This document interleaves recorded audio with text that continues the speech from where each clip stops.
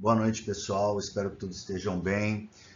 Estamos indo para a parte final do nosso módulo 1, onde a gente vai estar conversando sobre a legislação, né? Fazendo uma introdução sobre a legislação offshore e a regulamentação portuária, ok? Então, dentro da introdução ainda de logística de apoio offshore. Bom, vamos lá.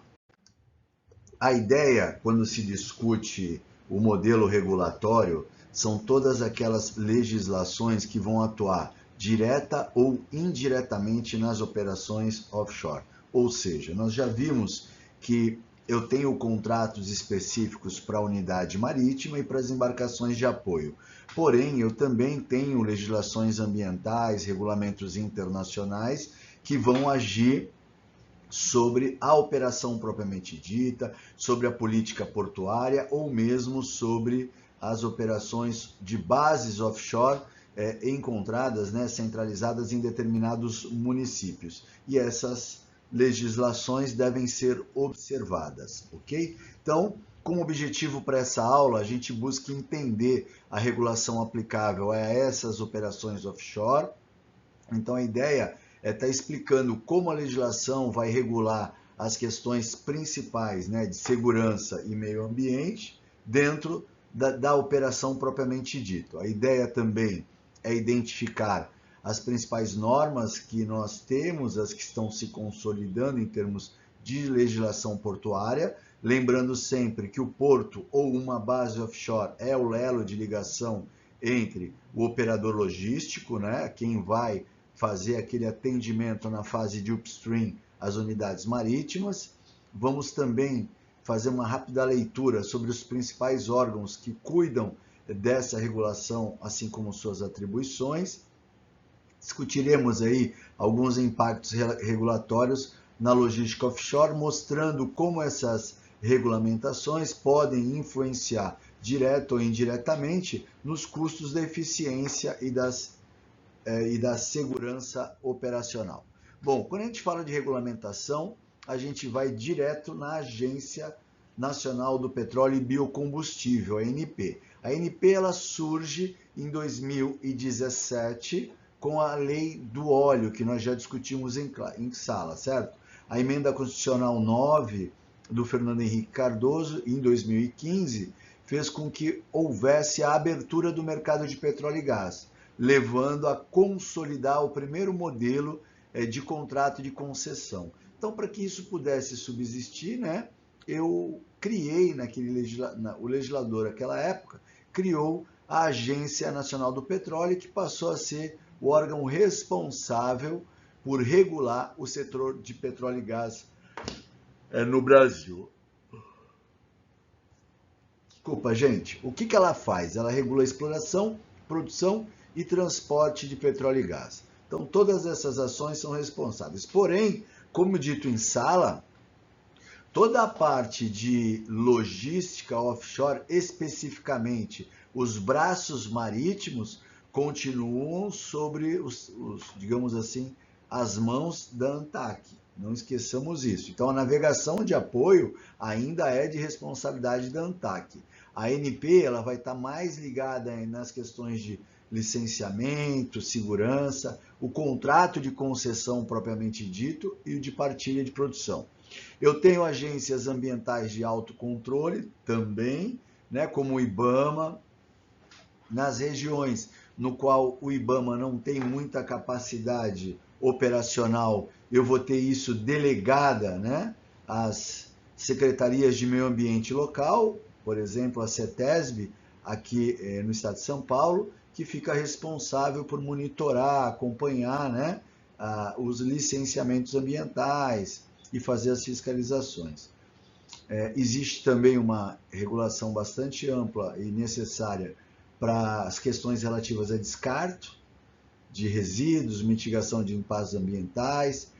Tenho normas de marinha, especificamente normãs, voltadas para a segurança marítima, regulamentações de ICMS voltadas para os trabalhadores offshore, assim como a própria Justiça do Trabalho, dentro da CLT, da Convenção, ela tem ela tem as regras próprias ao trabalhador offshore, fora a jurisdição que consolida isso. Tenho legislações voltadas para respostas a emergências ambientais e plataformas, como o próprio Plano de Contingência Nacional, lançado em 2003 ainda pelo governo Dilma, para que pudesse, né, ser leiloado o primeiro campo do pré-sal, que nós conversamos, campo de Libra, em 2013.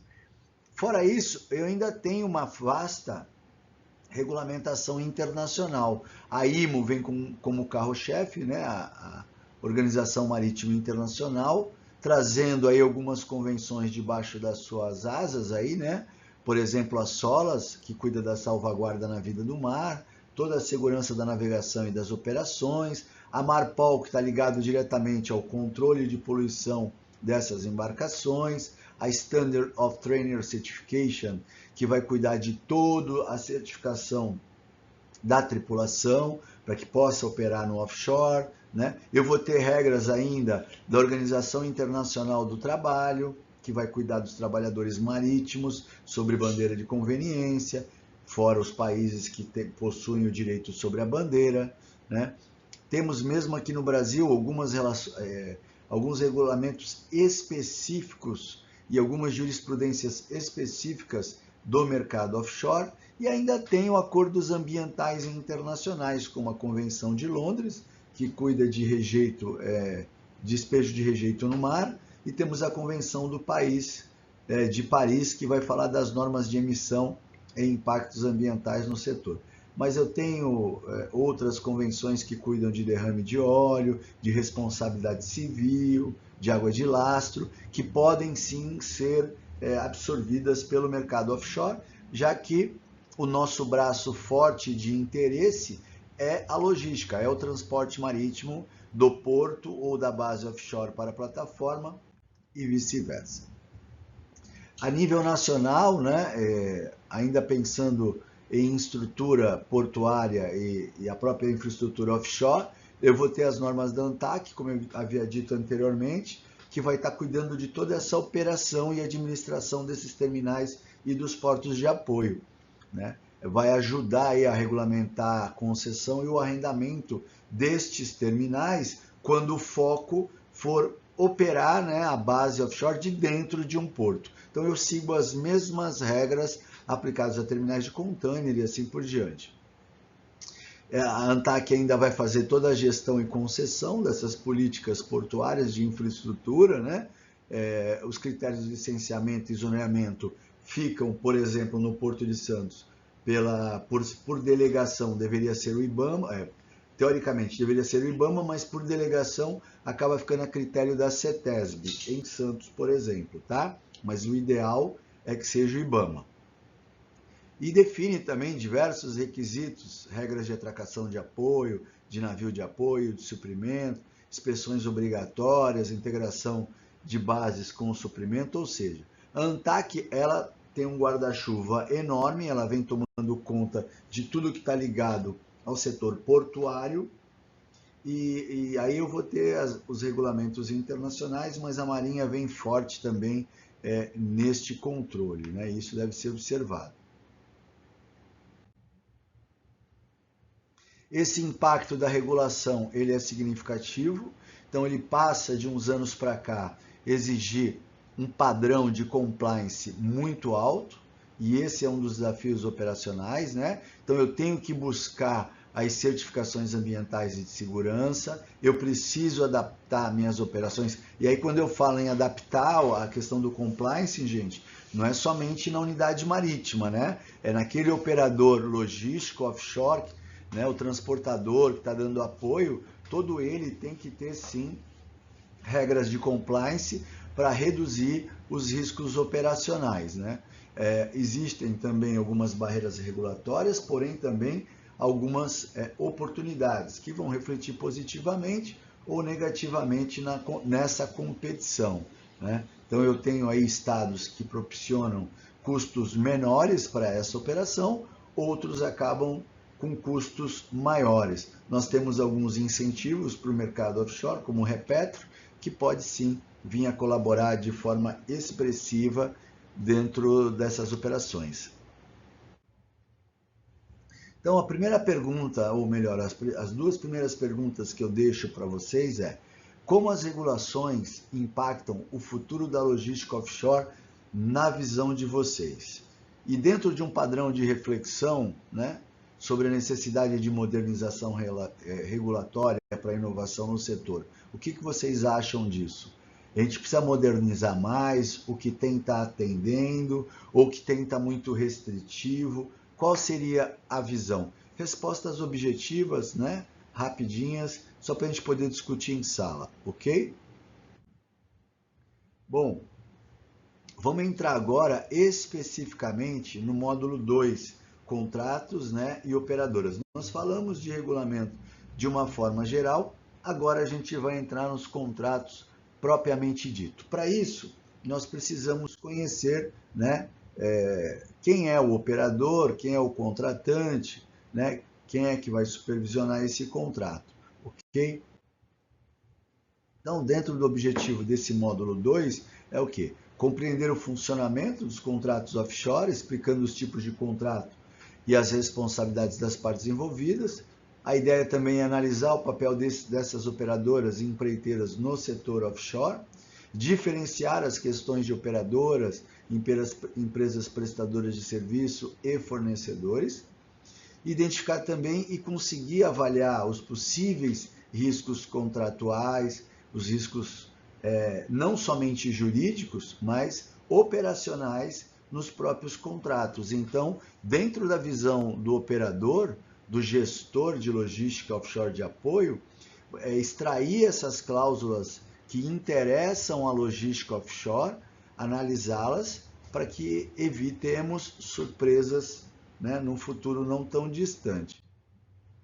Então, vamos fazer uma rápida introdução, né? Primeiro, contrato é um acordo de vontades, né? Um acordo comercial, aqui especificamente entre produtor, né, explorador, quem vai produzir, o setor de petróleo, né, em ambiente marítimo, ou seja, todos os interessados, as empreiteiras, as oil companies, o Estado, né, ou seja, o contrato vai definir o que cada agente terá de responsabilidade. As principais características é que são contratos de alto valor e longo prazo de execução, 25 até 35 anos, já conversamos sobre isso também.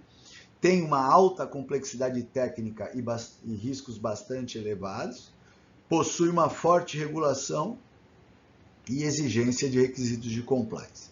A importância, né, para a governança e segurança jurídica está no quê? Na definição de cláusulas aí bastante claras, objetivas, baseadas em deveres e responsabilidades. A ideia é buscar a redução de litígio das disputas comerciais. Gente, a ideia não é ficar brigando um com o outro. Então, a maior parte das rusgas que possuem uma empreiteira, um operador e o próprio Estado é decidido extrajudicialmente, tá? Vai para uma arbitragem, negocia, por quê? Porque eu quero permanecer trabalhando com você porque eu preciso da sua empreiteira me ajudando e vice-versa. Então é bom para todas as partes que se resolva amigavelmente, sem necessidade de desgastar principalmente as marcas, ok? Bom, o primeiro modelo de contrato é o contrato de concessão. Nós vamos estudar os dois principais, ok? Que é o contrato de concessão e o de partilha de produção aqui no Brasil. Nós vimos isso lá no começo, na introdução, né? Onde eu falo do sistema regulatório misto aqui. Então, o de concessão é o acordo entre o governo e a operadora para buscar blocos petrolíferos. São as chamadas rodadas de licitação da ANP. Qual é a diferença? Na concessão, o cara vem aqui explorar por conta e risco. Se ele achou o petróleo legal, se ele não achou, perdeu. Tá? No contrato de partilha de produção é diferente. O governo passa a ser sócio, né? Ele recebe uma parte da produção em troca da concessão do bloco. Então, e ele é meio que sócio. Primeiro eu tenho que tirar as despesas. Então ele tem corresponsabilidade. Eu vou ter contratos de serviço, muito comum em empresas que vão prestar né? As empreiteiras que vão prestar serviço, né? As atividades de execução específicas, né? Para participação, perfuração, sondagem, manutenção, hotelaria e assim por diante. E eu vou ter os contratos EPC, né? Engenharia e construção, né? Então são as empresas mais voltadas para o projeto propriamente dito e para o suprimento de materiais e construção da instalação. O que nós temos visto ultimamente é que esse EPC, muitas vezes, ele é um subcontrato do contrato de concessão, ele está intimamente ligado, tá? Mas ele, digamos assim, que ele é mais detalhado e define responsabilidades de uma forma mais profunda, tá? E as operadoras, quem são? Então, as oil companies são as grandes companhias de petróleo. Petrobras, Shell, Exxon, né? E assim por diante. Então, eu falo que é uma oil company, uma companhia de petróleo. Aí, eu vou ter as operadoras. As operadoras podem ser as oil companies ou podem ser empresas um pouco menores, né? Formadas em consórcio, ok? Mas a operadora, ela é responsável pela exploração e produção de petróleo nessas áreas de concessão ou de partilha de produção. Então, normalmente eu tenho grandes oil companies e pequenas oil companies. Então, eu tenho um modelo de consórcio, de joint venture, para poder fazer a exploração. Quem vai ser a operadora do bloco é sempre a empresa mais experiente e com maior captação econômica, né? Então, se eu tenho 40% da exploração, você tem 30% e o outro tem 20%, quem tem a maior parte da exploração comanda a operação como operadora, tá? As principais globais, Exxon, Shell, BP, Total Energy e Chevron. Tem umas pequenas? Tem. Pode ser consideradas operadoras? Sim. Mas dificilmente elas vão assumir papel de operadora, porque se eu estiver junto com uma grande, eu não vou conseguir ter acesso a esse contrato, na maior fatia do contrato, né? No Brasil, nós temos a Petrobras, a Equinor operando, a Shell Brasil, a Enalta e a Prio, PetroRio.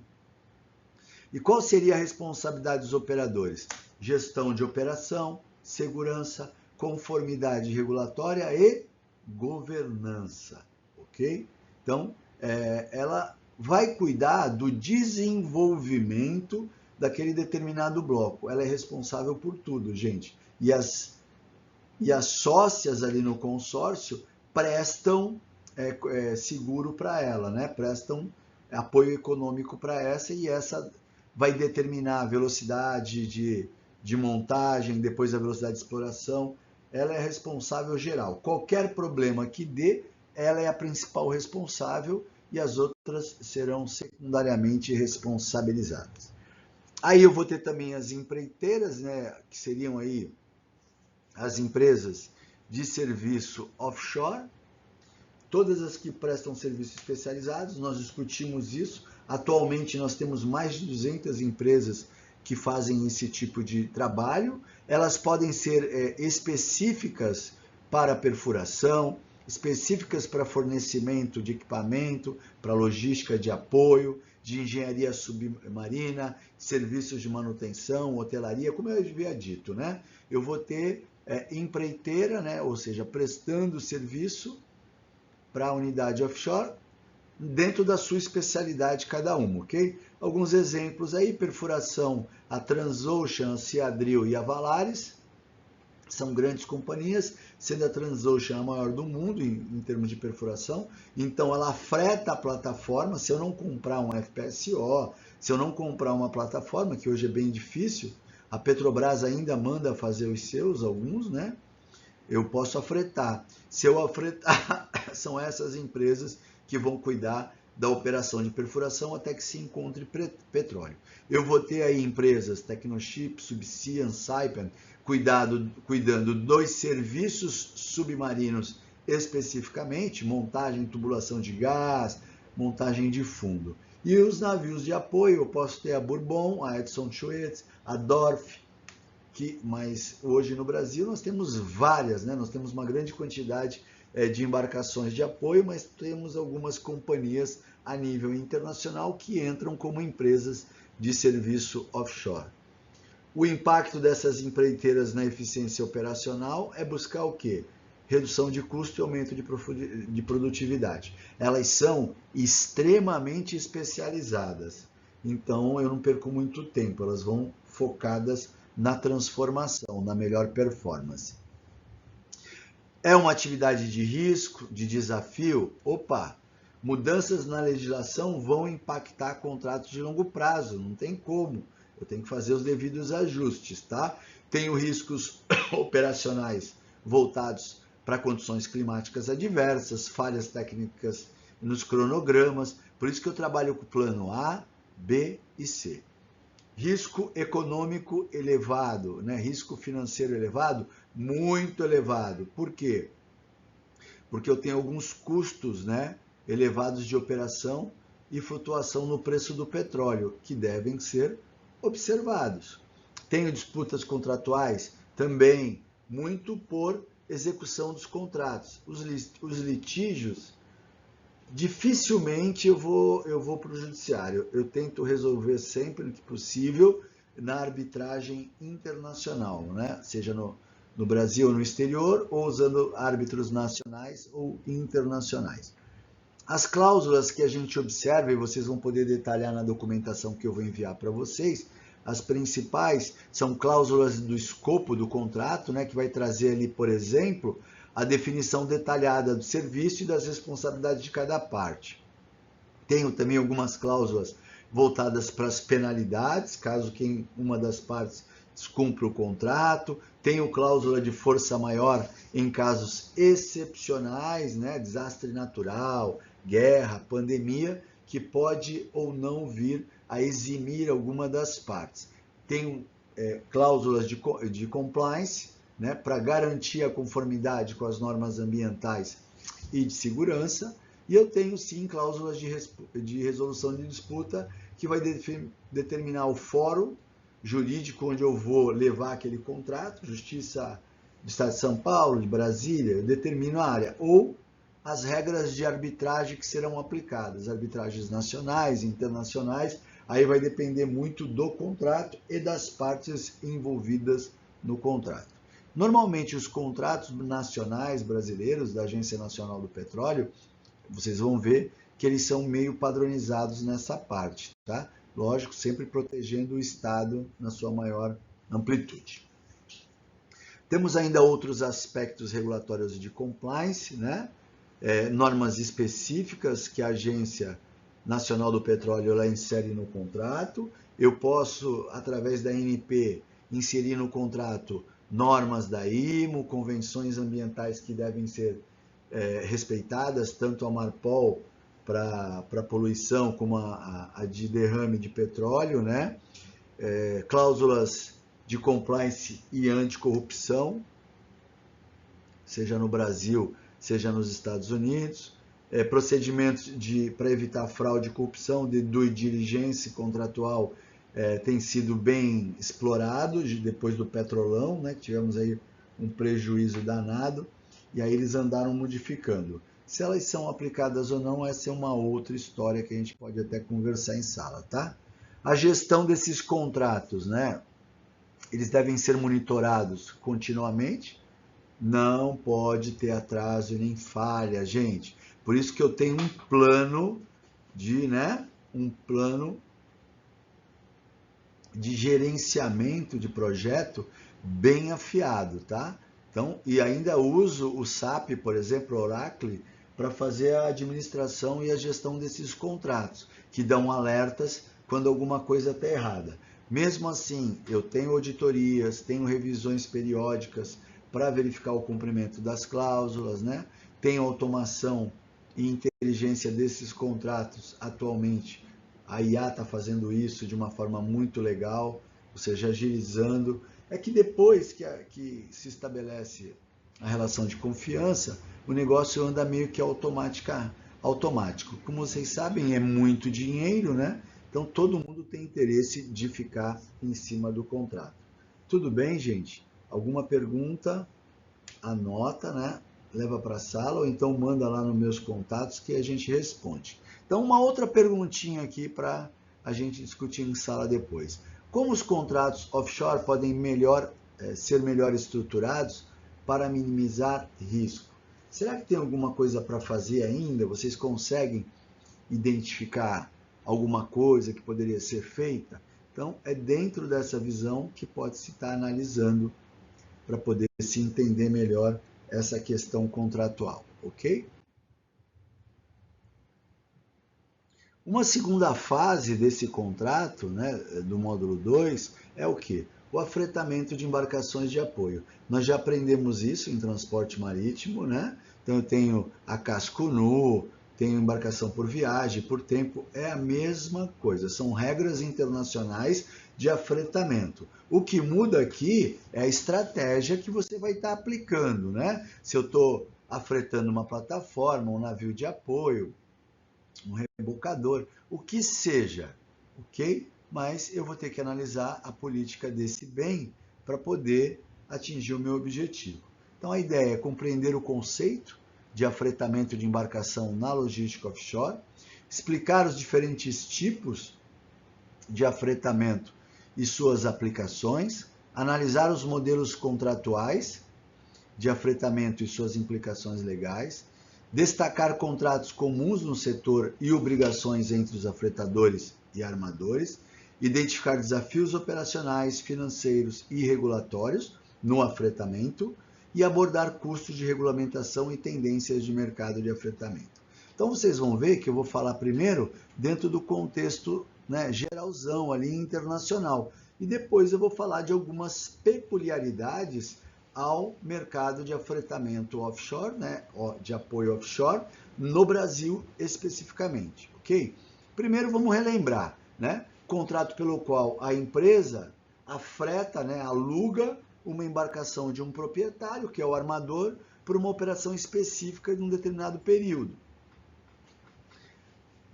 Por que isso é muito importante? Porque se a parte mais cara da logística offshore é o transporte de apoio, então eu vou tentar trabalhar na redução de custo das embarcações, se eu tiver embarcação própria, né? Eu tenho maior flexibilidade para atender as demandas variáveis e eu acabo facilitando a adaptação e as condições de mercado, né? Com base nas possíveis mudanças regulatórias. Então, se eu puder ter embarcação, melhor. Se não, eu vou afretar no mercado sem problema algum. Os principais usuários deste afretamento são as empresas petrolíferas, as chamadas operadoras, as empresas de serviço, que vão prestar algum tipo de serviço, manobra de torpedo, de âncora, né, rebocagem, limpeza de óleo, e o governo e os órgãos reguladores quando precisarem para alguma operação especial, ok?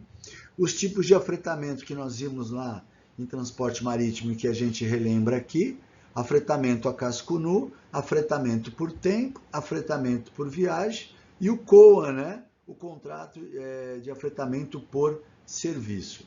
Então, o afretamento a casco nu é aquele que eu afreto para ter né, para poder contratar. Ela vem desarmada, né? Sem tripulação, e eu vou usar aquela tripulação por um longo período, tá? Aí eu vou ter o por tempo, vai ser fornecida pelo amador pagando um valor diário, o AIRE, né? Já vimos isso também. A por viagem, eu vou atender a cargas específicas, uma viagem única, 2, 3, por exemplo, eu tenho a fase de transporte de risers, que eu vou precisar de embarcações muito grandes. Então eu sei quando ela está dentro do meu calendário de gestão de operações lá, de projeto. Então eu vou afretar somente para aquela viagem para atender aquele determinado período. E o contrato de serviço, né, múltiplas viagens dentro de um determinado serviço, né? Então vai ficar servindo ali o pré-sal, eu posso fechar um modelo de contrato, né? O casco nu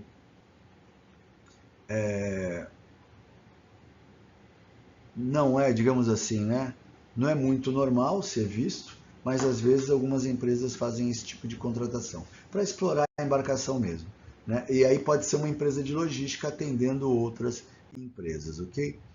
Os modelos contratuais no afretamento, né? As principais cláusulas é a definição da operação a ser realizada, o período de afretamento e as cláusulas de renovação, a taxa, né, de afretamento, charter ride, né, e o custo de combustível e manutenção, as regras de segurança e compliance, sejam ambientais ou mesmo de seguranças aplicáveis que você vai exigir para o teu contratado, né? As cláusulas de força maior para te eximir de determinadas responsabilidades e as condições de término do contrato e penalidades, né? Em caso de necessidade de rescisão contratual. Mais ainda, né, eu tenho as regras da ANTAC e da ANP que vão refletir sobre esses contratos. Não sobre o contrato de afretamento propriamente dito, mas sobre a operação da embarcação, assim como convenções internacionais e o Código Brasileiro de Navegação. Então, indiretamente, eu tenho que respeitar a legislação da mesma forma, né? Então, aqui eu trouxe só alguns exemplos, mas aí cada caso pode ser revisto, tá? Um PSV, por exemplo, que vai fazer transporte dos suprimentos para as plataformas, normalmente ele é afretado por tempo, porque eu preciso garantir o abastecimento contínuo. O Anchor, um HTS, ele faz posicionamento e ancoragem da plataforma, né? Ele normalmente ele pode ser por tempo ou a casco nu, dependendo da complexidade. Por quê? Porque eu vou precisar que ele fique lá muitos anos, né, prestando esse serviço. Ele sempre vai estar lá, tá? O OSV, o Offshore Support Vessel, né, o apoio geral e operação, por tempo o contrato de serviço, vai depender do tempo de permanência que eu vou precisar dele. E o FPSO, né, produção e armazenamento, são contratos de longo prazo, sempre que possível.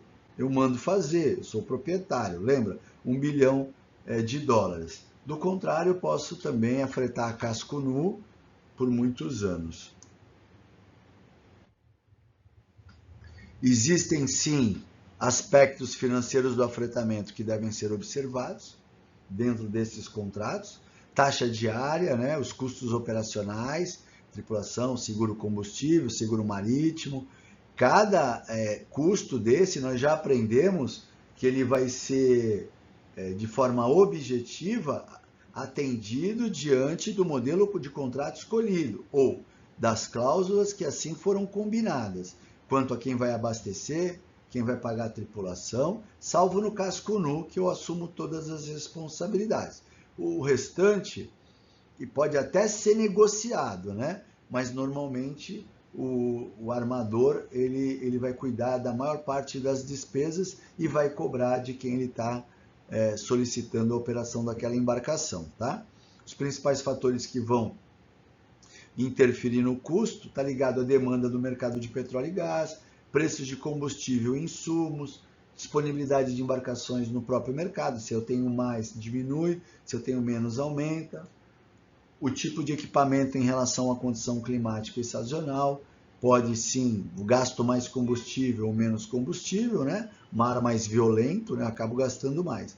E quando eu faço comparação entre afretamento e aquisição, eu tenho que analisar o quê? As vantagens do afretamento, que eu tenho uma grande flexibilidade e o menor custo inicial. Porém, se a minha operação for de muito longo tempo, o afretamento, né, ele vai perder. Por quê? Porque eu sempre vou estar precisando de terceiros e os meus custos a longo prazo ficam variáveis. Se o mercado mudar, pode ter um aumento muito significativo e prejudicar as minhas operações, tudo bem? Desafios e riscos é o que não falta. Por quê? Porque eu vou ter que cumprir todas as normas da ANTAC e da IMO, as restrições ambientais, principalmente agora, né? As restrições de emissões de CO2, a própria disponibilidade das embarcações no próprio mercado, condições climáticas adversas que elas vão operar, os litígios desses contratos mal dirigidos podem gerar reflexos significativos, né? E o atraso dessas embarcações na entrega para aqueles que forem pegar casco nu ou esperar ficar pronto uma embarcação específica, pode gerar um impacto operacional. Então, tudo deve ser muito bem planejado, com os prós e os contras, para poder ver o que realmente vai funcionar e o que não vai funcionar. As normas nacionais que vão incidir é a ANTAC, de uma forma geral, para o afretamento de embarcações estrangeiras, eles têm algumas regras, principalmente em relação à tripulação. Eu tenho a resolução 1 de 2015 da ANTAC, né, que vai falar desses termos do afretamento de longo prazo. Eu tenho normas internacionais da IMO sobre segurança e sustentabilidade dessas operações, dessas embarcações. Eu tenho regulamentos próprios de emissão de gases poluentes para essas embarcações, tanto nacionais quanto internacionais. E no Brasil, especificamente, esses contratos, seja de concessão, seja de partilha de produção, eles possuem cláusulas de conteúdo local, que exigem a necessária contratação de mão de obra, tecnologia, equipamento, afretamento, de uma cota parte da operação como um todo no Brasil. E às vezes eu posso ser surpreendido por essa política de conteúdo local, né? Por quê? Porque às vezes eu não tenho a quantidade necessária para atender as minhas necessidades e acabo tendo que buscar fora. Não que não haja regulamento para minimizar isso, mas torna a operação bastante complicada, tá? Quanto ao futuro do afretamento para a indústria, a tendência é digitalização e automação, sustentabilidade e descarbonização, né? Por quê? Porque está surgindo as embarcações híbridas, com biodiesel, com combustível convencional e com biocombustível, com bateria, né, com energia renovável, porque eu consumo muito e tenho muitas emissões. Então eu preciso de embarcações mais eficientes, né, seguindo as linhas da IMO, né? Só que a gente não tem toda essa tecnologia aí. Então elas vão ter uma participação muito importante na transição energética do mercado offshore, que nós vamos discutir também mais para frente, tá bom? A pergunta que eu deixo para discussão para a gente encerrar essa aula é: quais estratégias podem ser adotadas para otimizar o afretamento e reduzir os custos operacionais? Então, dentro da visão de cada um, tentem responder para a gente discutir depois em sala, tá bom, gente? Bom, na próxima aula a gente vai falar sobre peculiaridades do afretamento de embarcação offshore no Brasil. O que é interessante aqui, gente? Que vocês já tenham respondido essas perguntas, lido o material, assistido a aula, né? Levado as dúvidas para a sala, a gente reforçado novamente, e aí, quando tiver mais fresca essa ideia, a gente já consegue falar do afretamento de embarcações offshore, tá bom? Eu vou aproveitar, eu já estou liberando o contrato de partilha de produção do pré-sal e seu edital, e o contrato de partilha e o contrato de concessão offshore brasileiro com o edital do contrato. Eu gostaria que vocês montassem lá, conforme está aí no nosso exercício semestral, nosso primeiro exercício semestral, já se dividissem os grupos de 4 para poder começar a elaborar a atividade. Então, leiam os contratos, tirem as dúvidas, vejam o que o modelo de estrutura está pedindo para a gente chegar na sala e poder fazer essa discussão, tá bom? Quem quiser adiantar, pode mandar mensagem no WhatsApp, lá pelo LinkedIn, Instagram ou mesmo pelo meu e-mail. Vocês me acham aí em qualquer lugar, beleza? Fiquem bem, fiquem com Deus, até a nossa próxima aula, tá bom? Essa aula aqui, a ideia dela é estar reforçando as nossas aulas de sala, tá bom? Tchau, tchau, pessoal.